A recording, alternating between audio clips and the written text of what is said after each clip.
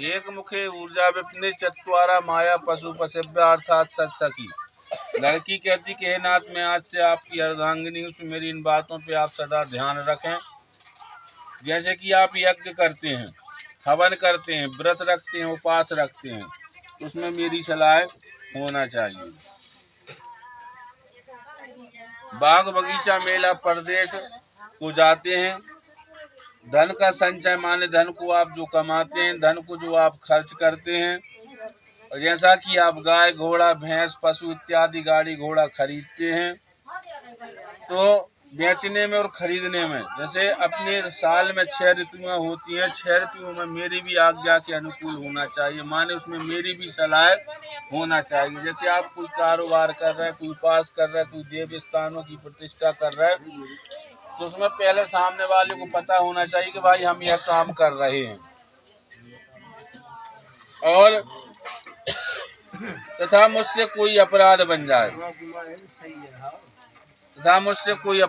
जाए, जहाँ मैं सखी समूह में बैठी हूँ वहाँ मुझे दंड ना दिया जाए, और दंड ना दिया जाए। यह 7 वचन दूल्हा अंगीकारों का जीवन पर्यंत माने। दूल्हा कहता है जब भाई आपने अपनी कुछ शर्त रखी तो कुछ शर्त मेरी भी है। तो लड़के की तरफ से कहा जाता है कि उद्याने मद्यपाने पिता ग्रह हमने चित वाक्यम ग्राम ग्राम गृहस्थी। जैसे उद्यान वन जंगल, रात्रि के समय इस घर से उस घर या इस मोहल्ले से उस मोहल्ले, स्त्री अगर की रात्रि के समय अकेले जाती तो वहाँ शंका इत्यादि उठती है, तो भाई आप अकेले क्यों गए। तो उस समय परिवार का कोई सदस्य आपके साथ होना चाहिए, परिवार से कोई ना कोई, चाहे बालक वृद्ध कोई भी, आप साथ में लेके इस मोहल्ले से उस मोहल्ले, इस घर से उस घर जा सकते हैं। अब साज भाई चाचा का इस मोहल्ले में, कहीं अपना घर इस मोहल्ले में, किसी बस कारणवश कोई काम आ गया, तो रात्रि में कोई ना कोई परिवार का एक सदस्य आपके साथ होना चाहिए। जंगल इत्यादि खेत में जाते हैं तो आपके साथ घर का एक सदस्य होना चाहिए।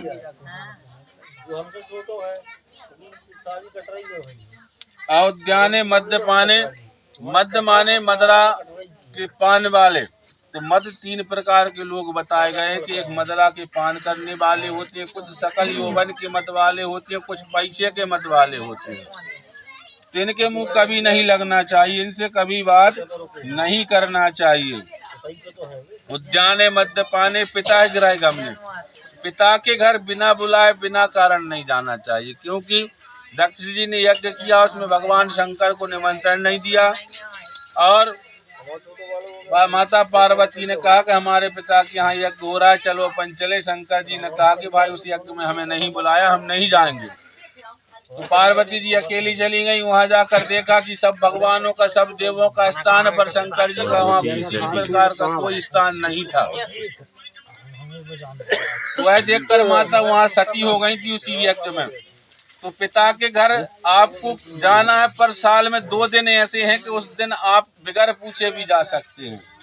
एक रक्षाबंधन और दूसरा भाई दूज। पर जाने का नियम क्या है कि आप सुबह घर से निकलें पर शाम को पुनः घर वापस आ जाएं। आपको 2 दिन की साल में छुट्टी है, पर कितने समय की है कि सुबह आप भाई बेलखेड़ी से यहाँ आ सकते हैं, पर यहाँ से बेलखेड़ी पुनः शाम को आपको पहुँचना है, या फिर उसमें मेरी सलाह अनुकूल होना चाहिए।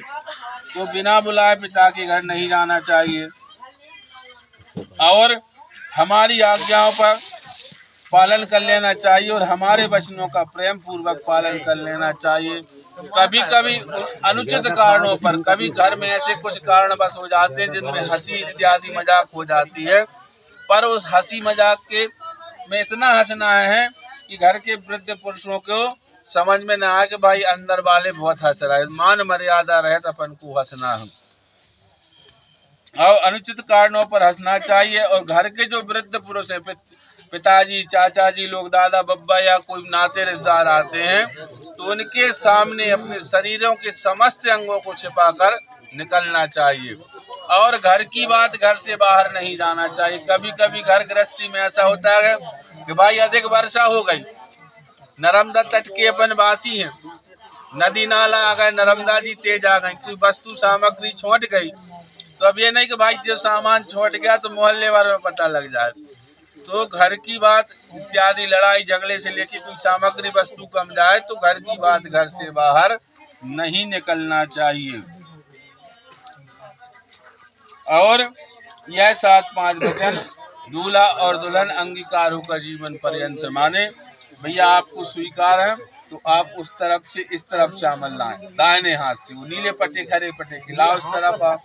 अगर कि आपको स्वीकार है यह 7-5 वचन तो पूरे लेके आओ, पूरे लेके आओ। आपको हाथ फेरते आओ, हाँ उंगली फेरते आओ ऐसे, बस यही स्टॉप कर दे बैग पर। बेटू आप जे ले जाओ उस तरफ दाहिने हाथ से पीले पटे को ले जाओ, ले जाओ सब ले जाओ।